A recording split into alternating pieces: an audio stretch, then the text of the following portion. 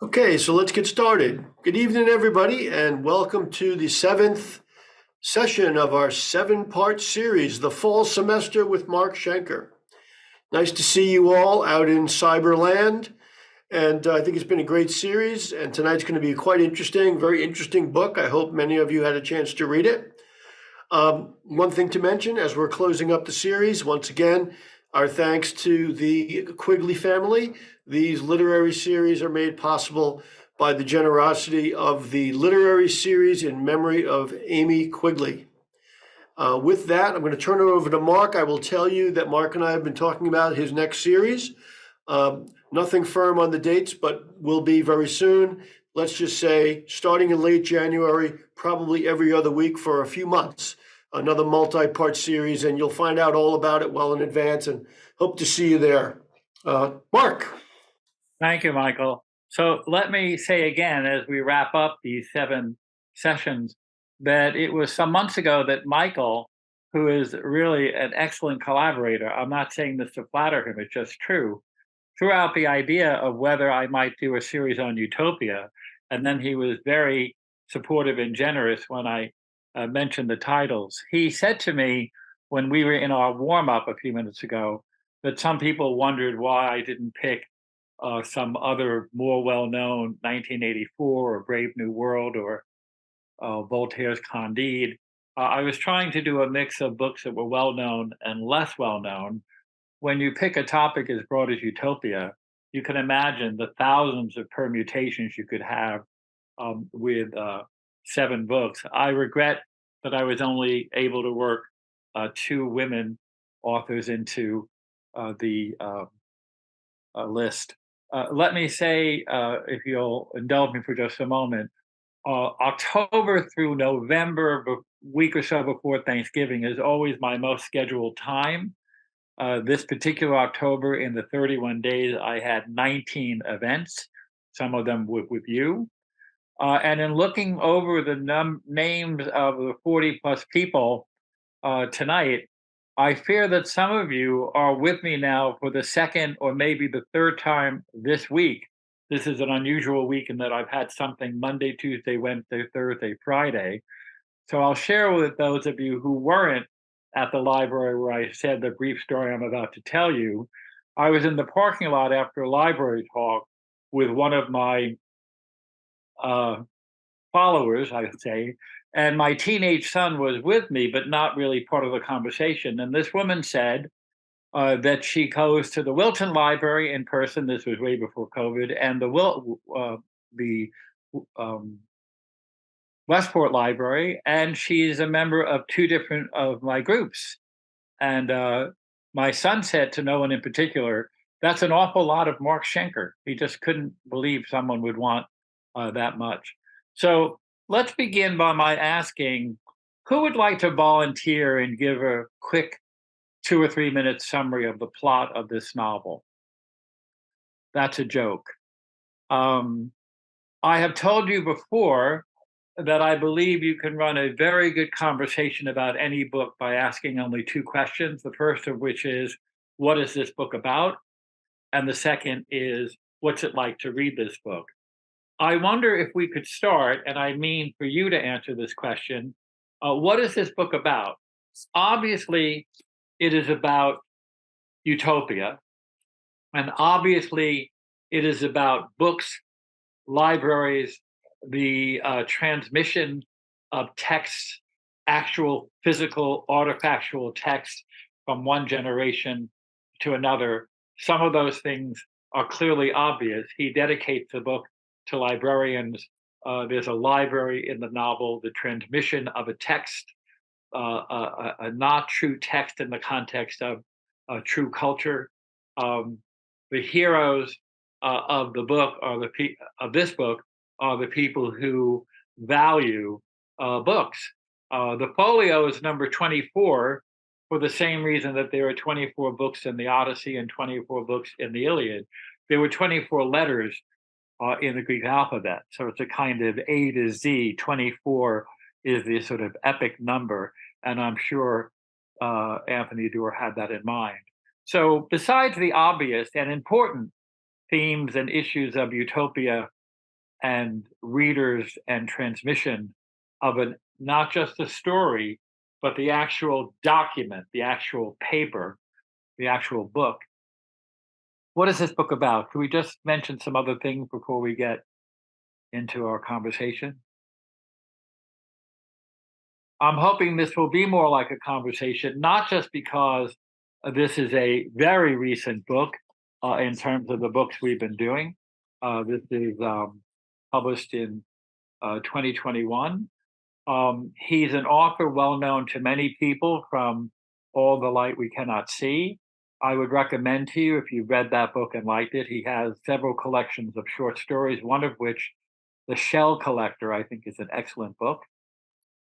Um, so, given that it's so recent, given that it's the culminating book in our 7-part series, begun weeks ago and back in the 16th century, Michael, can you tell me, does anyone want to volunteer what the book is about? Okay, folks, you know the drill. Pop something into the Q&A. I'll pass it along to Mark.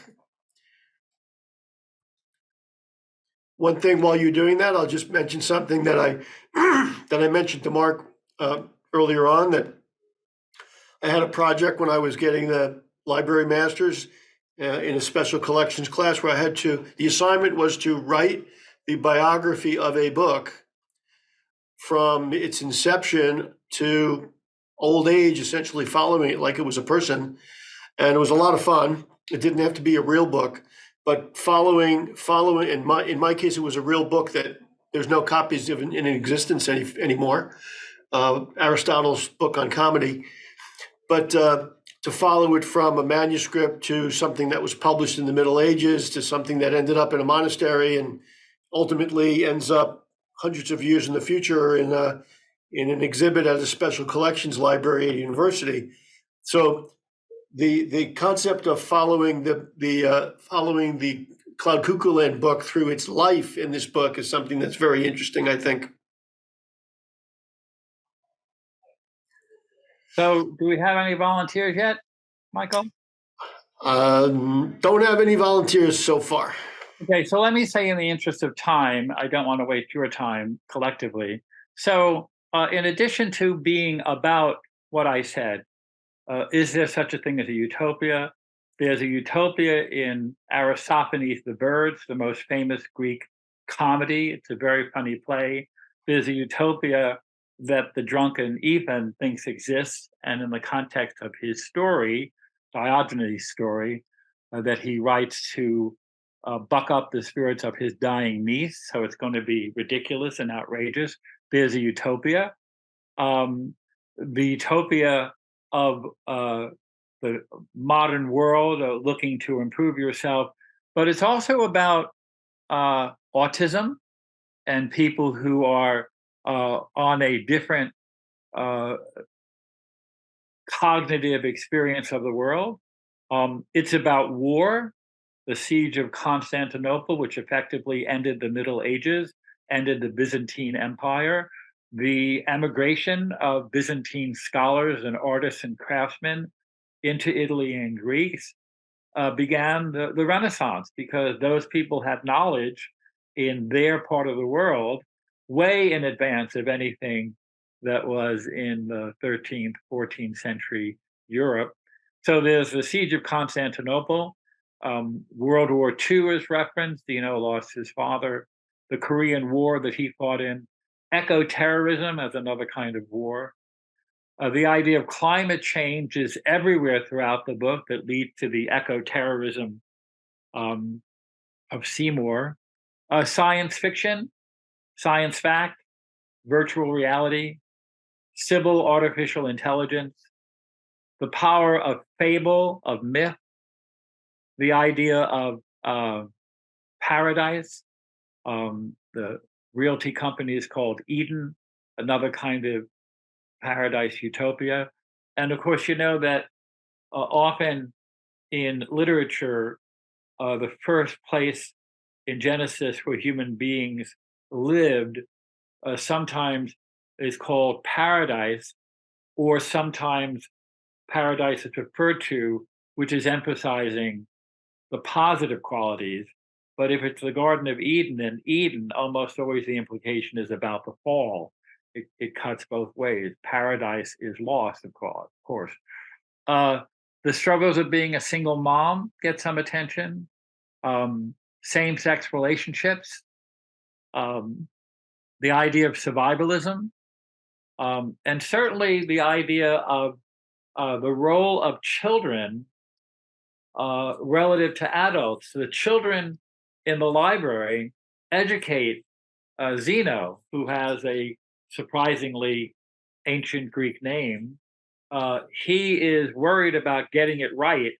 And very late in the novel, he realizes that these gum chewing fifth graders, in their lack of seriousness, that is, they're not being grave, but being committed to the project, have gotten closer to the joy of Diogenes' work that's meant to help his niece get through her illness, which is terminal. um, he gives up an attempt at trying to get it right and instead captures the right comic mood. So, another thing that's about is the origin of genre in Greek culture. Ethan is a comic hero, Seymour is an anti hero, Zeno is a tragic hero. The children in the library have the excitement of youth and innocence and the true comic mode. Um, Constance is a kind of the hero who solves a problem, escapes her prison, and imprisonment is another theme in the book. A number of characters, including Constance and Zeno, and the fellow he has feelings for, who escapes. He himself, Zeno, is liberated. Um, and Constance is in prison in that vault, and they're either liberated or escaping. Um, the children, uh, uh, Anna as a child, falls in love not only with reading, but with books, values how expensive and important they are. The world of books permeates her own memories. And I want to emphasize again that this book is in celebration not just of reading and literature in an abstract sense, but the idea of actual books. So a nod, several nods to the Greeks for inventing tragedy, for inventing comedy.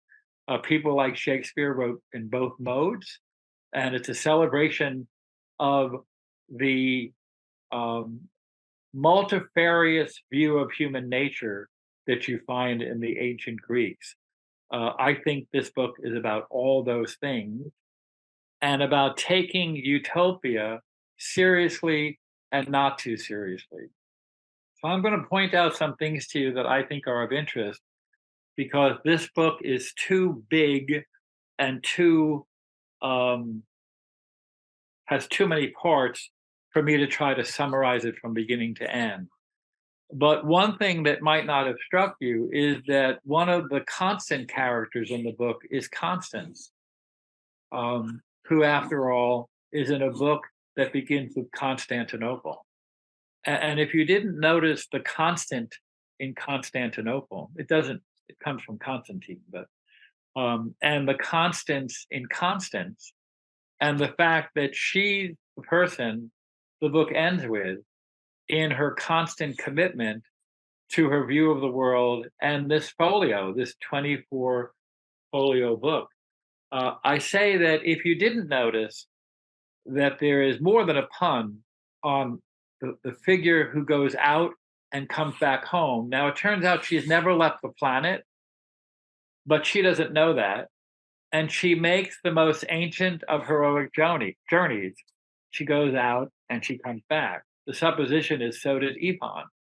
He went out and he came back because he rejected Cloud Cuckoo Land, a utopia that kills the human spirit because there's nothing to strive for anymore. That's an old theme, and it runs through more than this utopia. So, who is the classic hero of going out and coming back? It's Odysseus. One of the most ancient tropes is the adventurer who goes out and then returns. The Greeks called it nostoi, nostoi, coming back to our place. And the Greek myth is not complete until after the Iliad. You have the Odyssey and the return.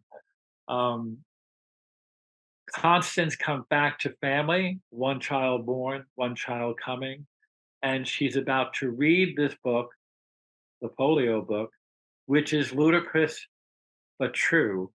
And that's that celebration of what literature can do that reality may not be able to do. And on the largest scale, um, Anna and Omer begin as children, one of them kind of heroic, one of them because of his deformity, very reserved. Um, Zeno becomes a classic hero of self sacrifice, a tragic hero, a man who is imprisoned in his own reserve, who can't overcome his fear of coming out to Rex in the prison cell. Many years later, when he meets him in 1971, he can't speak his true feelings, and he finds himself in this enterprise with the children, and then he turns out to, in real action adventure mode, to save the children by dying himself. And if you say, well, that's kind of wacky, this book is all over the place, it does give you a clear guide that for every section, you know exactly where you are. And I would say the book intends to be wacky because it's celebrating what the imagination can do beyond what human beings may think is possible. Um, I am not a writer of fiction. All my writing is either critical or nonfiction. And yet I can see some books, some great books, that I could imagine only slightly. I might be able to write a book like Huckleberry Finn, but I could never imagine writing a book like this. I am too uh, serious, too narrow, too much connected to reality. This book is having fun with the range of what the imagination can do. That last scene where the mother says it's completely ludicrous, but it's true, is the hallmark of the book. The book is a celebration of what literature can do and can do because of the imagination. And here I want to say, as we're coming up to the bottom of the hour of this 7-part series, I've been saying since the first several meetings that the heart of Utopia is not technological, political, sociological, technical design of perfection. It's being kind to other people. It's having kindness again and again. The sacrifice that Zeno makes for these children, who he may love without knowing it, um, the dedication people have to a cause in the book or to other people.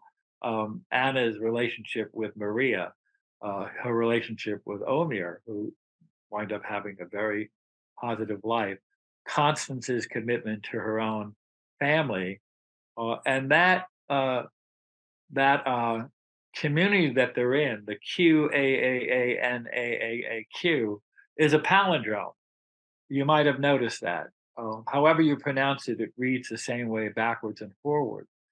What better name for a place where a woman's living where she never went away but came back? I think the palindrome, which reverses itself, you end where you began, with the Q at the beginning and the Q at the end, is another kind of comment on her never having gone away. Now, if you say that seems trivial or gimmicky, the book is capable of being gimmicky, trivial, high minded, comedic, tragic. That's the celebration. And so, one of the things that's happened in this series, in moving from the kindness that we saw at the end of Utopia, at the end of Gulliver's Travels, is that there's another attribute of human beings that tell us the real utopia is the human community and not some far-fetched place. And that is human beings don't just have hearts or don't have just charity and kindness. They also have imagination. And it turns out, as I've said before in this sequence, that in order to love someone the way Lear loves his daughter early and late, it's not enough just to be factual. You have to have an imagination. You have to imagine that person's existence when they're gone. You stay faithful, and I don't just mean in the sexual sense. You stay faithful to someone you love in their absence because you imagine they're always present. I don't mean a phony imagination. I mean the kind of imagination that makes bonds between people, the kind of imagination that has people think of their children before they're born, the kind of imagination that has grown children think of their parents after they've died, the kind of imagination that Lear employs to bring his daughter back to life, the kind of imagination that we see in books all the time, including this book. It turns out that the wanting a place of perfection may be the best perfection we have. That is the desire to imagine a place, even if you don't make it, because the making of it will never be successful. The making of it is more likely to be a dystopia. And I do think this series, partly teaching me as I went, is suggesting that what makes a perfect, small p perfect world is people who have kindness and the imagination to have empathy, which is part of imagination. What's it like to be somebody else? And the larger program of talented people having the imagination to make things up which are ludicrous but believable. That's the contract we have when we read a book that's meant to be serious fiction, even if it's comedy. We're not supposed to think that King Lear is just words on a page or that Huckleberry Finn doesn't exist. The contract we have with our reading experience is that even though we know it's fictional, it's powerfully true. And I do think that's what this book captures in writing about Utopia in a very, very contemporary sense. The things that this book touches on, that I've mentioned some of them, of eco-terrorism, climate change, autism, artificial intelligence, um, eco-terrorism, if I haven't said that, climate change, these are very, very contemporary things in a novel that draws on the fount of literature and experience from ancient Greece. I applaud Anthony Doerr for writing what I think of as a tour de force, but I will say that every book I read, even if it disappoints me, I'm always impressed somewhere by the imagination of the artist, the author, to transform the act of reading into something that transcends that. So it may be an overstatement to say that utopia is in art or utopia is in the kindness of other people. But I'm going to make that overstatement. I'm going to say that I think the moral, so to speak, of this series is that if you're looking for perfection, find it in other people and in the world they make, not as a plan for perfection, but as a celebration of human variety. I'm going to end there because now we are at the bottom of the hour and hope that one or more of you will not answer the question, what is this book about? But your actual reaction or experience with the book. And if you do volunteer to talk, I'd be eager to know whether you read the book on your own for the first time, just curious about that, or whether you read it because it was part of this program. And so I'm going to turn it back to you, Michael. Okay, folks, feel free to chime in the Q&A.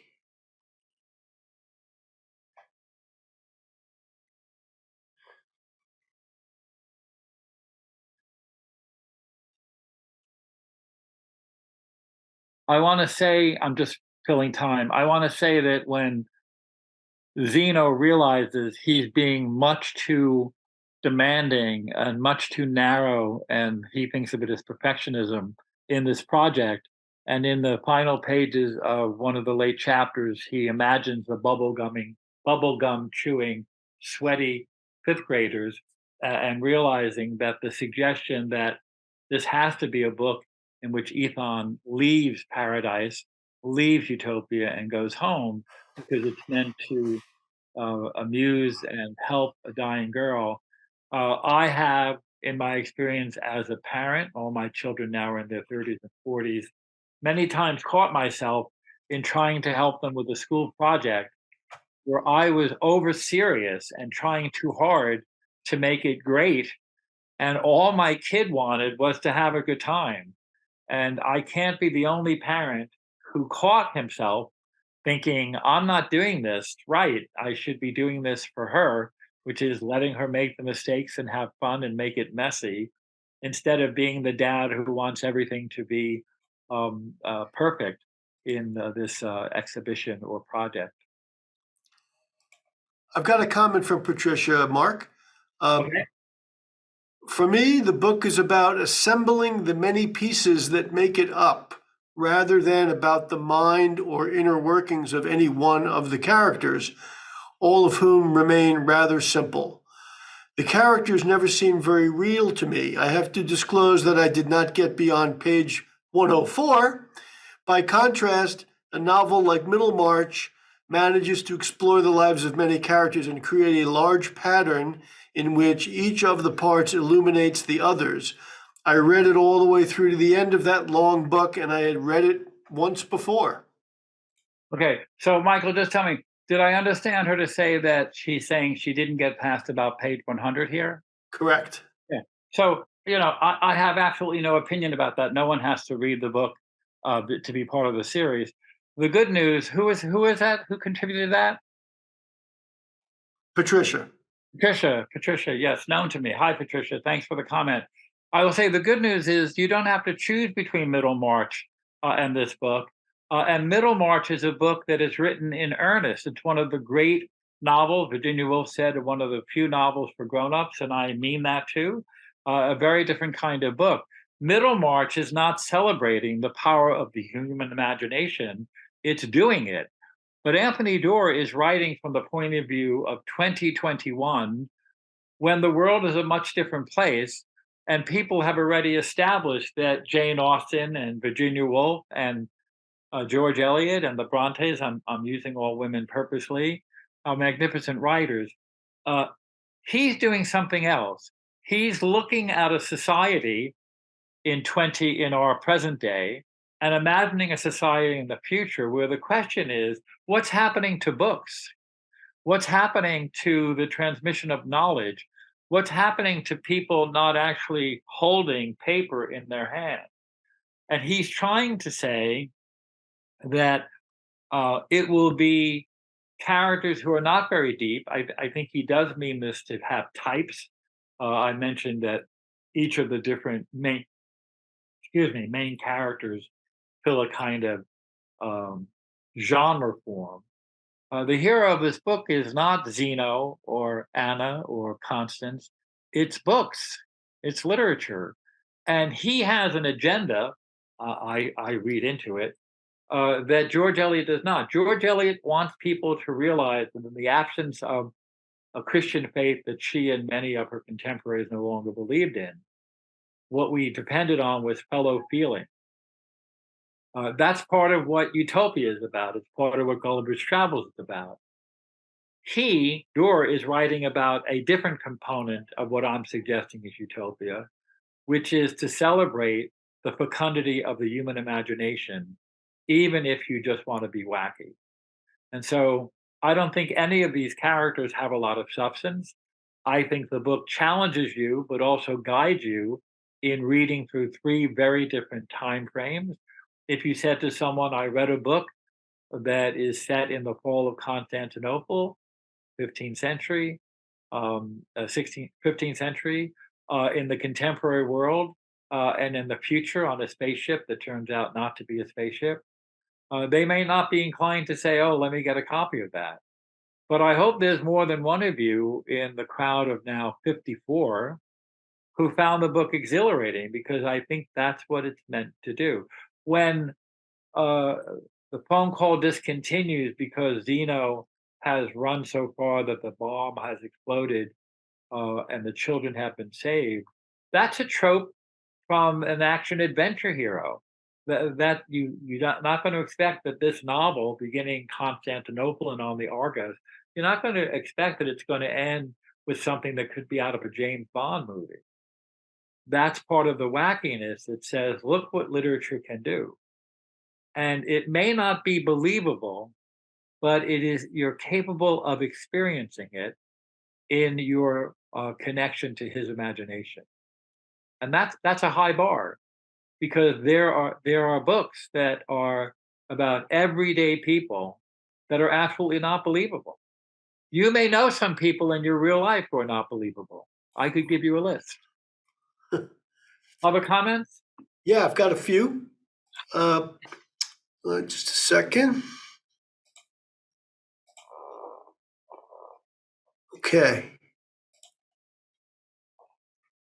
So Liz says that the special impact of the book was the use of the Cloud Cuckoo Land story to link the peoples from different times, places, and cultures together, and therefore highlight the common kindness and imagination that they share.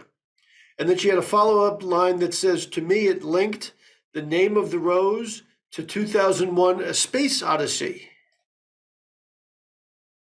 And I assume she means that Liz means it's in the sense of there's a thing, or there's a thing, an actual artifact. So one of the things about objects, the persistence of objects, is that they do unite people. Everyone in this Zoom or a virtual meeting has something in your home now, something which is significant to you, not intrinsically, not because it's valuable in and of itself, because it's connected to somewhere else. People who want memorabilia, people who want um, uh, pieces of a flag, or people who want to have part of the remains of a famous person. That's one order.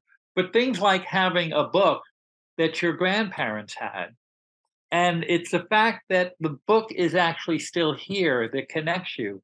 Things that may seem trivial, like Nixon was actually recording the treason in his office, and it turned out the tapes actually existed as a physical thing. When the person testifying said, "Oh, well, you could just check the tapes," oh my lord, what a revelation! And it brought down a president, but it brought it down because there was a thing there. If you've ever been part of a trial in any capacity, evidence is very powerful. If you go back to a place you grew up, or a place that was significant in the middle years of your life, and you see something, a landscape, a house, an object, um, the power of things. It is very much this book about that the book in some form, and it gets translated and it gets changed. They have to guess at what's missing, and they have to use the spirit of the text and their own wit to figure out how to translate it. It's very hard to believe that Zeno learned about Greek translation and his imprisonment, and he's talented enough. But it's inviting you in this kind of celebration of the improbable.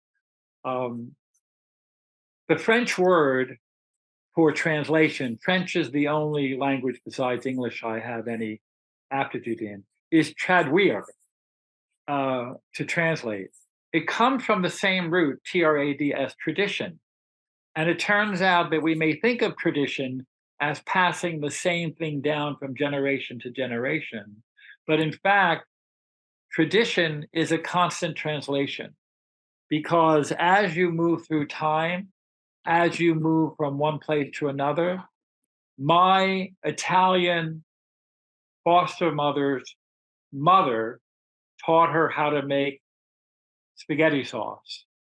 And it turned out when that got passed down through generations, some ingredient was no longer available that was available in Sicily that's not available in Brooklyn. And so you transfer, you translate, you tinker to make it slightly different in order to keep it more or less the same. That's a very common thing about even how language changes from generation to generation. This book is very much a celebration of trying to keep the thing in its spirit as original as possible, even though necessarily it's going to change. Okay.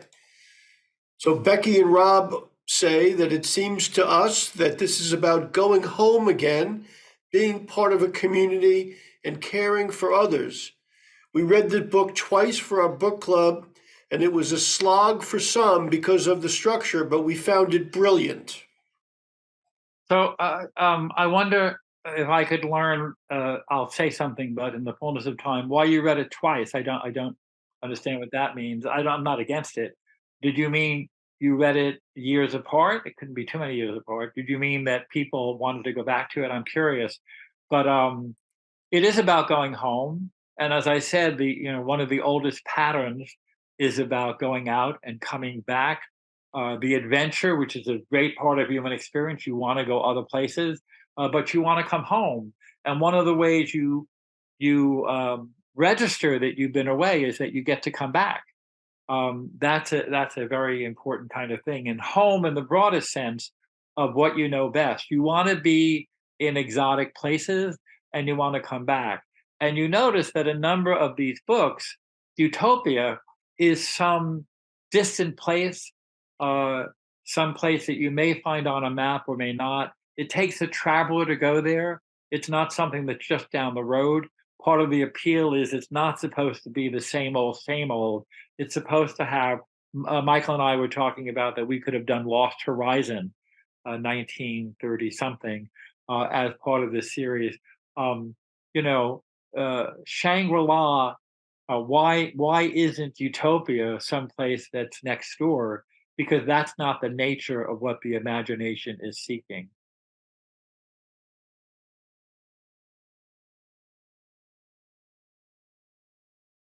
So, as a quick follow up to that question, Mark, Becky and Rob said, no, we read it within 1 year, but leading the discussion for our book club, we read it again so we could help others understand it. Oh, I applaud you for that.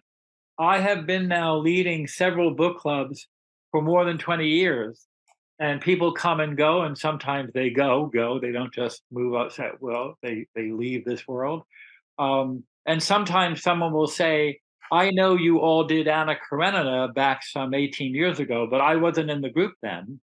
And the group generously agrees to do it again. It's Anna Karenina.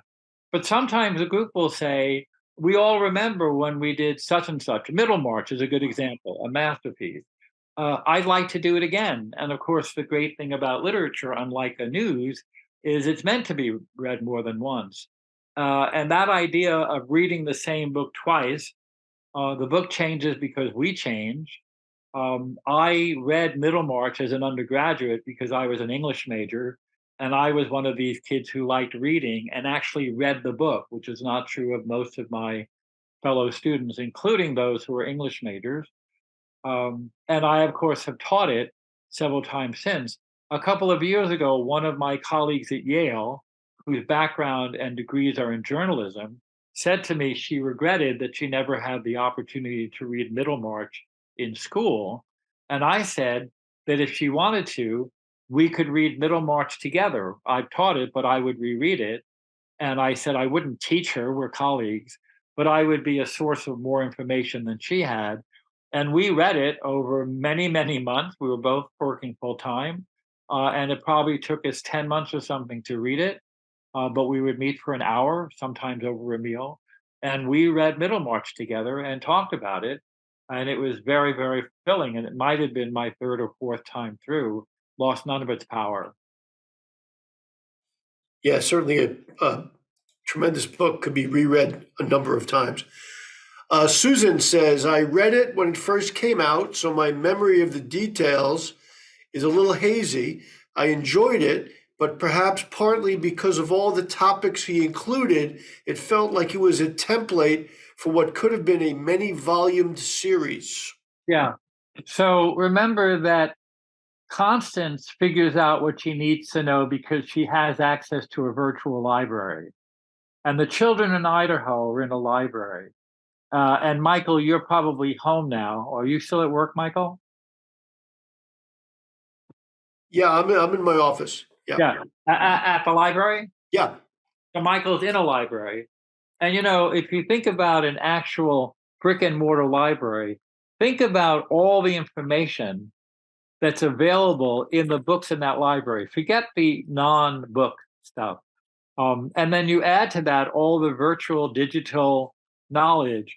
It's a very heady thing. And I think part of what he's celebrating is that idea that human beings have created these repositories of things, even if it's uh, um, microfiche. I date myself, but things.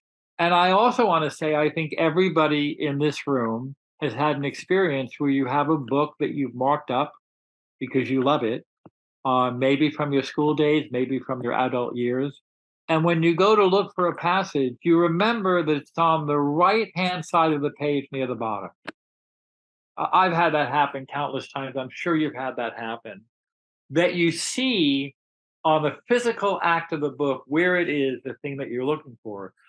Maybe some of you had the experience that a book you read in one edition fell apart, and now you got another edition, and it didn't feel the same because the book was not your book. And now, of course, books are giving way to Kindles and other kinds of non-artifactual books. I'm not being a Luddite. I'm not criticizing that. I just mean all these things are things. And when people talk, including us this season, about utopia, there is necessarily a kind of ethereal quality to it. There's a kind of dreaminess. When Gulliver imagines these societies, they're human in some cases. The people who are big and the people who are small have human form, but they're not human like us, and they're on a different scale, and there's something other about them. What this book is suggesting is that the entire range of human potential in its otherness can be imagined. Not in this book. This book can't do all that work, but in books. Where is it you find utopias, people longing for utopias? In books. Where is it? What is it about utopias that people are looking to satisfy?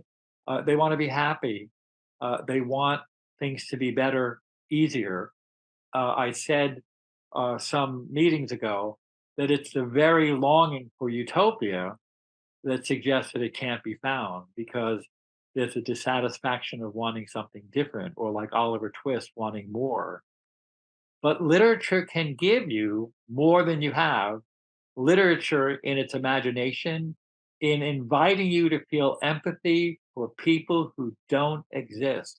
This isn't a good novel, as an example, but the literary fiction of the 19th century, early 20th century, the poignant connection we feel to somebody like Dorothea Brooke or Holden Caulfield or The Great Gatsby, or on and on and on. The magic that literature does is create people who don't exist and engage our sympathy, and sometimes seem much more real to us than people we know well. Yeah, absolutely. Links back to the to Bloom's comment, Harold Bloom's comment about the one of the great things about reading great literature is that you get to meet so many people, so many more people than you even could possibly meet in real life. So I've got another comment for you, Mark. Please, yes, yes. So Mary Bridget says, while Anthony Doerr worked to label the characters and events throughout, it was difficult to balance the mechanics. It was powerful and brilliant and challenging, but mostly poignant in the act of great love and kindness we saw in each character. It was surprising. Yeah, I agree.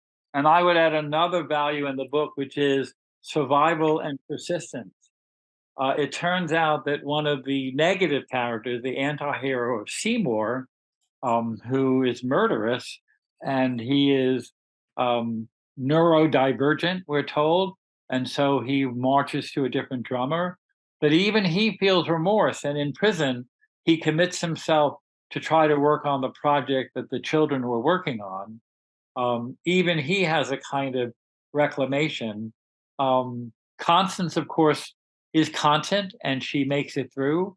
Um, Omir survives his being pressed into service for war when he's one of the most empathetic characters in the book.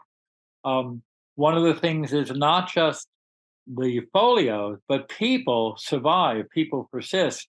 At the end of The Sound and the Fury, one of the great American novels, it ends with a celebration of the servants in the household and how they endured. They got through, even though they were burdened. Um, uh, some of these characters survive war and imprisonment until they find their ultimate role. And almost all of them end up better, even Seymour, than they began. Um, Zeno feels very out of place, very locked in his own shyness, you could say, or uh, fear of being judged or rejected. And he finds salvation through sacrifice in a different register. That's a different kind of novel than the way the novel ends with Constance and her son. So Patricia also had a quick follow-up when you were talking about uh, how you remember things inside physical books that you might have read a long time ago, Yeah, including margin notes of your own. And she said regarding actual physical books in Jane Eyre, which I read 50 years ago, I can still see the line, "Reader, I married him." brava, brava. I understand that completely. Um, so I do want to read from the last chapter of the book. I'm on page 621 in this hardcover version.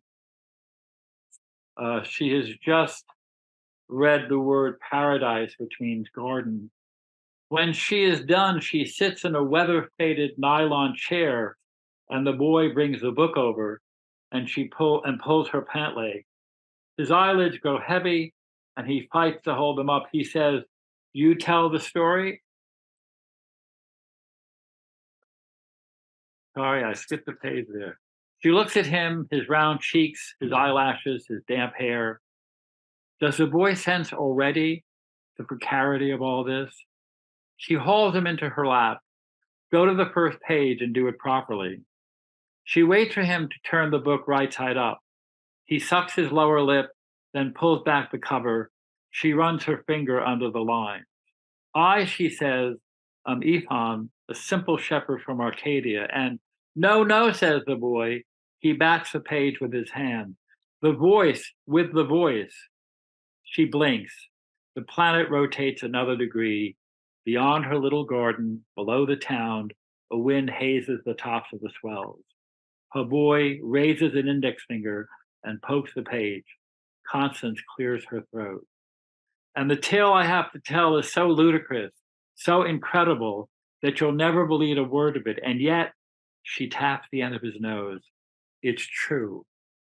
What I want to emphasize, that scene would be completely different if there were no book, if it were just a story. There's nothing wrong with stories that the mother knew from memory. And the boy said, as a boy might say to his mother, "Tell me the story again, Mama." The book is constant. Some of you are parents and grandparents, aunts and uncles. Have you ever tried reading a well known book to your little one and in your exhaustion try to skip a paragraph? God help you. You skip a word and they know it because they have taken the book into their spirit and they're not catching you. It's just that they know the book so well, or they know the picture so well. And when he taps, I think that it ends not just with the passing of information, with the quoting of Ipan, but this notion that it's books that endure, libraries, librarians, folios, translations, transitions, adaptations. It's a celebration, not of cuckoo-ness, but just the opposite, the kind of imagination that keeps us alive. So, Mark, I got a nice comment from Maria coming at this point in the program. Maria says, as we come to the end of this session and we have spoken of kindness, I want to share this quote by Ella Wheeler Wilcox. And the quote says, so many gods, so many creeds, so many paths that wind and wind, when just the art of being kind is all the sad world needs. Yes, and I think Maria is one of my frequent flyers, unless this is a different Maria, who I might have been present with earlier this week. Maria, I applaud you for that. I will also say that one of the things about creeds and differences, and in a world that's always torn and especially riven right now, heartbreakingly, in the Middle East and other places, that when you meet someone from a very different culture, background, or experience, the way you find common ground is not to say, "So, what do you believe in your religion? What's the deal with being a blank or blank? You're a druid. What does that mean?" Um, the way you find out what someone else is like, what you're like, is what do? You tell a story. You tell a story, not necessarily a credo, not necessarily dogma. You tell a story about how you celebrated birthdays in your culture, how you celebrated your feast days, your important holidays in your culture. And you're not telling it in order to indoctrinate someone. You're telling a story because life is made up of stories. You want to convince someone that something's true. You don't do a diagram or a proof or an equation. You tell them a story and they sense your sincerity.